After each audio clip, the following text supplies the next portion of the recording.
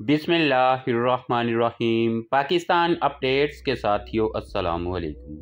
जहां पर पाकिस्तान 3 साल से T-129 हेलीकॉप्टर्स हासिल करने के लिए अमेरिकन इजाज़तनामे का इंतज़ार कर रहा है, वहीं पर फिलिपाइन ने यही हेलीकॉप्टर्स तुर्की से हासिल करने के लिए सिर्फ एक इशारा ही दिया था कि अमेरिका की जानिब से फिलिपाइन को ये हेलीकॉप्टर फ़रोख्त करने के लिए तुर्की को इजाज़तनामा दे दिया गया। क्या वजह है कि फिलिपाइन को ये हेलीकॉप्टर फ़रोख्त करने के लिए अमेरिका को कोई एतराज़ नहीं है, और पाकिस्तान को ये हेलीकॉप्टर्स फ्राहम करने में असल में कौन सी रुकावटें पेश आ रही हैं?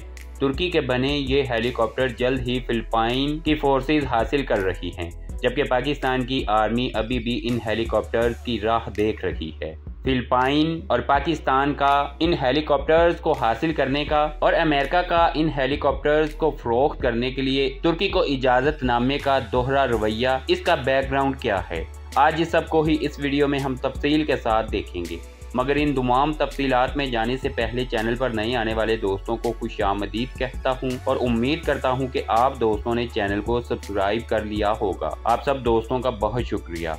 अब आते हैं T-129 हेलीकॉप्टर्स पर, और बिना देर किए देखते हैं कि तुर्की में बनाए जाने वाले इन हेलीकॉप्टर्स को दूसरे ममालिक को फ़रोख्त करने के लिए अमेरिका दोहरा मेयार क्यों रखे हुए है।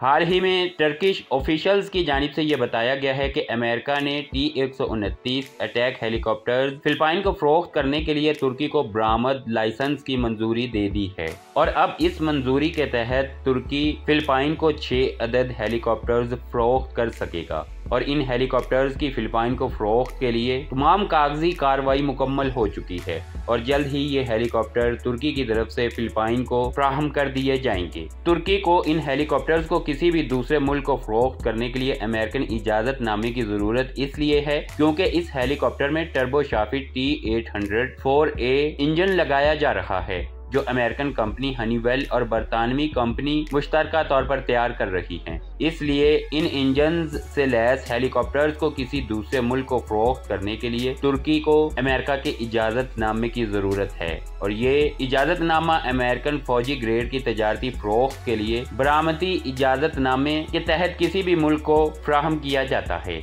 अब ये देखते हैं कि पाकिस्तान आर्मी ने 3 साल पहले 30 अदद अटैक हेलीकॉप्टर्स हासिल करने के लिए तुर्की के साथ मुआहिदा किया था। इस मुआहिदे के होने की देर थी कि तुर्की पर अमेरिकन पाबंदियां लगा दी गईं। खासतौर पर इन हेलीकॉप्टर्स को पाकिस्तान को फ़रोख्त करने से रोक दिया गया, और पाकिस्तान की तरफ से 3 साल से ही तुर्की और पाकिस्तान के माबैन हुए इस मुआहिदे को एक्सटेंड किया जा रहा है, सिर्फ इस उम्मीद पर कि अमेरिका तुर्की को ये इजाज़त देगा कि ये हेलीकॉप्टर्स पाकिस्तान को फ़रोख्त दिए जा सकें। लेकिन फिलिपाइन को ये हेलीकॉप्टर्स फौरन ही फ्राहम किए जा रहे हैं। अगर इसको डीपली देखा जाए तो फिलिपाइन और पाकिस्तान के हेलीकॉप्टर्स मुआहिदों में बहुत बड़ा फर्क है। फिलिपाइन सिर्फ 6 अदद हेलीकॉप्टर्स हासिल कर रहा है, जिनकी कीमत चंद बिलियन डॉलर्स ही बनती है। अमेरिकन कानून के मुताबिक अगर ऐसा दिफाई साजो सामान 25 मिलियन से कम मालियत का है तो फिर अमेरिकन गवर्नमेंट को अमेरिकन कांग्रेस से किसी भी तरह की इजाज़त लेने की ज़रूरत नहीं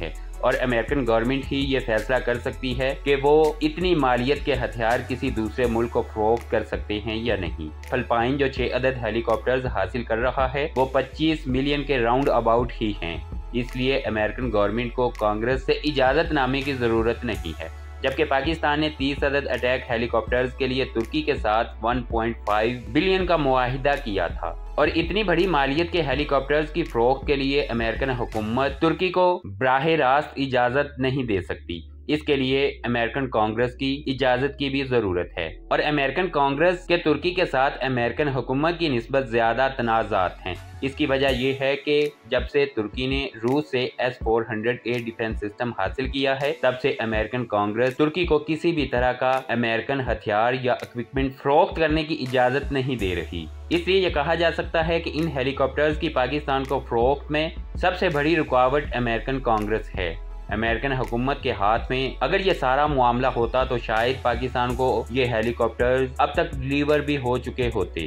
اگرچہ ترکی اور امریکہ ان تمام معاملات کو سیٹل کرنے میں مصروف ہیں، لیکن امریکن کانگریس کی طرف سے یہ کہا جا رہا ہے کہ جب تک ترکی رشین S-400A ڈیفنس سسٹم سے دستبردار نہیں ہوتا، کانگریس کسی بھی طرح کی اجازت ترکی کو نہیں دے گا کہ وہ امریکن اکوپمنٹ سے لیس کوئی ہتھیار کسی دوسرے ملک کو فروخت کرے۔ خاص طور پر بڑی مالیت کے ہتھیار کسی بھی دوسرے ملک کو فروخت کرنے کے لیے ترکی کو امریکن کانگریس کی اجازت لینا ضروری ہے۔ ایسے میں امریکن حکومت بھی کانگریس کی محتاج ہے۔ ایسا کوئی معاہدہ جب امریکن گورنمنٹ کرتی ہے تو اس کو کانگریس میں پیش کیا جاتا ہے۔ کانگریس میں منظوری کے بعد ہی ایسے معاہدوں کو حتمی شکل دی جاتی ہے۔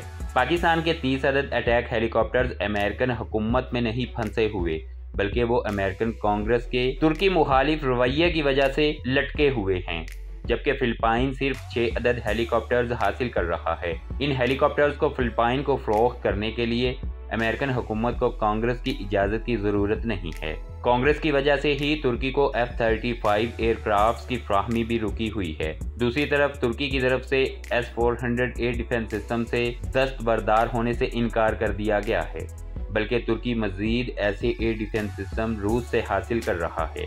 اس لیے یہ کہا جا سکتا ہے کہ 6 عدد ہیلی کاپٹرز جن کا معاہدہ فلپائن نے ابھی حال ہی میں ترکی کے ساتھ کیا ہے، وہ بہت جلد فلپائن کی فورسز میں شامل ہو جائیں گے، جبکہ پاکستان جو کہ بڑی تعداد میں ان ہیلی کاپٹرز کو ترکی سے حاصل کر رہا تھا، ان کے ابھی پاکستان آرمی میں شامل ہونے کے کوئی چانسز نہیں ہیں۔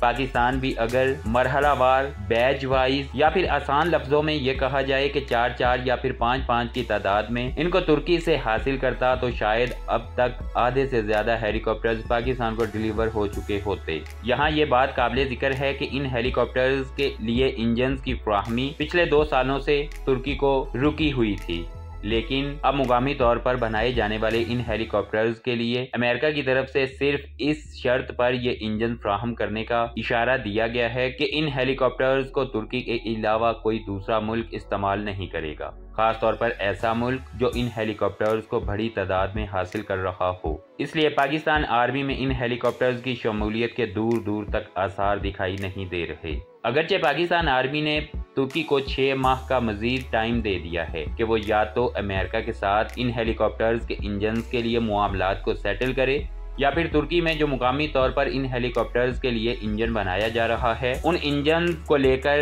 ترکی پاکستان کو اس حد تک مطمئن کرے کہ ان انجنز کی کارکردگی T-129 میں لگے امریکن ساختہ انجنز کے برابر ہے، تو پھر ہی پاکستان ٹرکش ساختہ انجنز کے ساتھ ان ہیلی کاپٹرز کو ترکی سے حاصل کرے گا۔ پاکستان آرمی میں یہ ہیلی کاپٹرز امریکن انجنز سے لیس ہو کر شامل ہوتے ہیں یا پھر ترکی میں بنائے جانے والے مقامی طور پر انجن اس ہیلی کاپٹر میں لگائے جاتے ہیں، یہ تو آنے والا وقت ہی بتائے گا۔ مگر یہ بات کنفرم ہے کہ پاکستان کے بہت بعد ایسے ممالک یہ ہیلی کاپٹرز حاصل کرنے میں کامیاب ہو گئے ہیں جو کہ بہت چھوٹی تعداد میں ان کو حاصل کر رہے ہیں۔ فلپائن کو ہیلی کاپٹرز کی فراہمی کا اجازت نامہ امریکہ کی جانب سے دیا جانا اس لیے بھی ہو سکتا ہے کیونکہ فلپائن اور چائنا کے درمیان بہت سے جزائر کو لے کر تنازعات چل رہے ہیں۔